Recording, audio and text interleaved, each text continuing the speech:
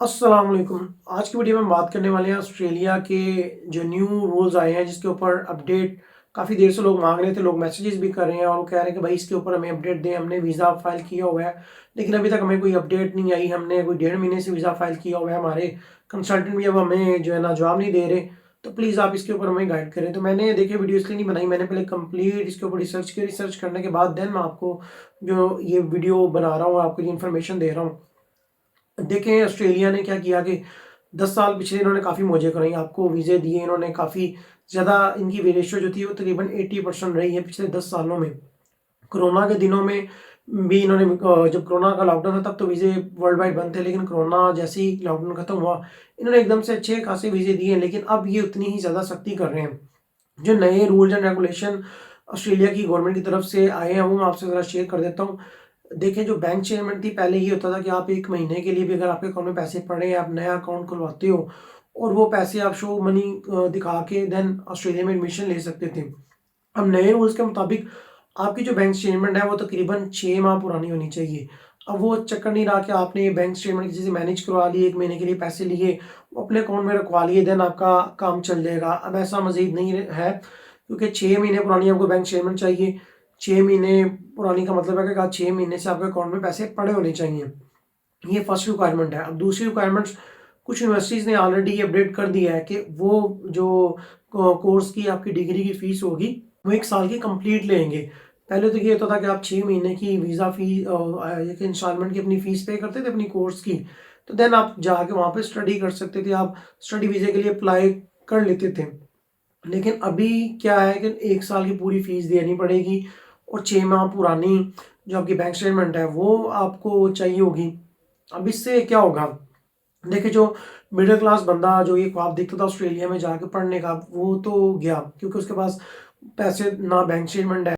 1 साल की फ़ीस देगा, जहाँ पे पहले पाकिस्तान से 40-45 लाख रुपए खर्चा आ रहा था, अब ये यही खर्चा 60-70 लाख तक चला जाएगा। एक तो ये चीज़ होगी। अभी ये रूल्स एंड रेगुलेशन चेंज कर रहा है, इसके ऊपर इम्प्लीमेंटेशन भी शुरू हो गई है और इसीलिए ऑस्ट्रेलिया जो है अभी तक वीज़ा इतने नहीं दे रहा और मज़ीद ये 2024 भी इसी तरह रहेगा। 2025 में मुझे लगता है कि उम्मीद की जा रही है कि वीज़ा रेशो अच्छी होगी। हम ये सोच रहे थे कि 2024 के स्टार्ट में वीज़ा रेशो बेटर हो जाएगी, लेकिन ऐसा नहीं हुआ। इसके बरक्स ही हुआ। वीज़ा रेशो पिछले साल भी और इसी साल भी 10% चल रही है, 90% रिफ्यूज़ल रेट चल रहा है। अभी भी सेम है, ऐसा कुछ नहीं हुआ। हमारी उम्मीद के बिल्कुल ही उलट ही हुआ है। लेकिन 2025 में मैं समझता हूँ कि शायद वीज़ा रेशो कुछ बेटर हो जाए। लेकिन एक जो ख्वाब होता था मिडिल क्लास के बंदे का, वो अब नहीं रहा।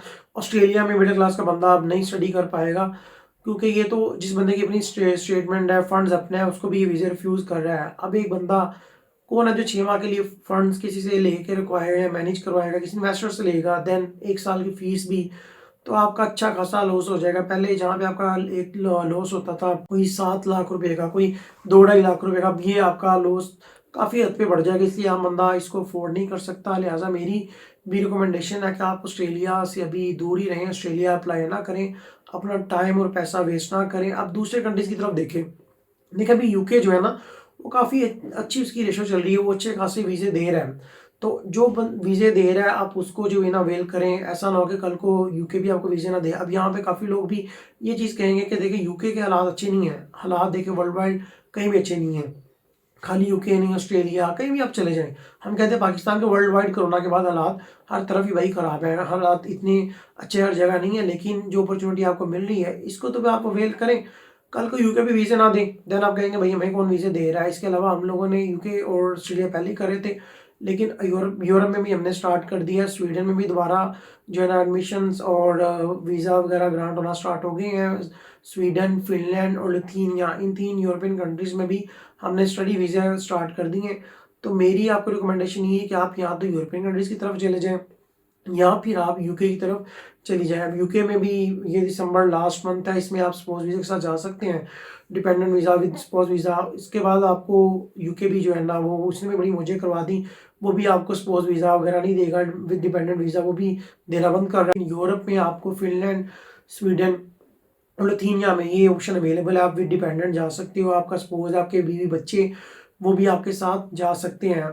अब देखें फिनलैंड और लिथुआनिया हो गया, यहाँ पे स्वीडन, इसमें आपके अखराजात भी कम है।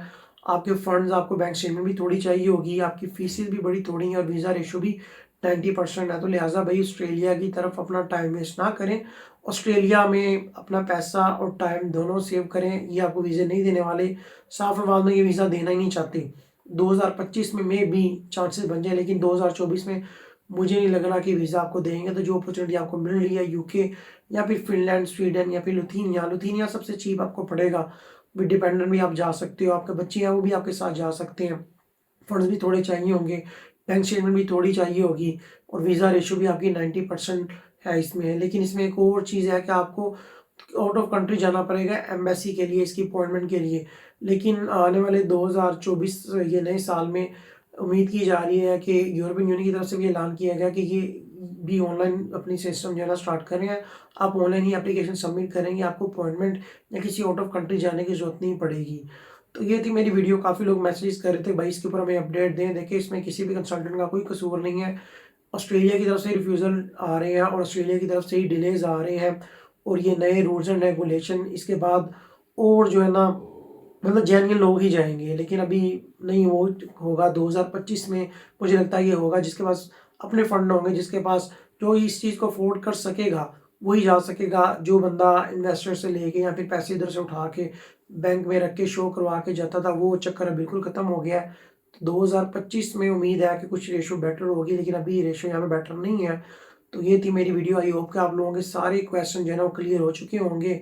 तो ये वीडियो अगर आपको इन्फॉर्मेटिव लगी, अच्छी लगी तो ज़्यादा से ज़्यादा शेयर कीजिएगा ताकि ज़्यादा से ज़्यादा लोगों तक ये इन्फॉर्मेशन पहुँच सके। तो इंशाल्लाह हम मिलते हैं नेक्स्ट वीडियो में। Until then take care. अल्लाह हाफ़िज़।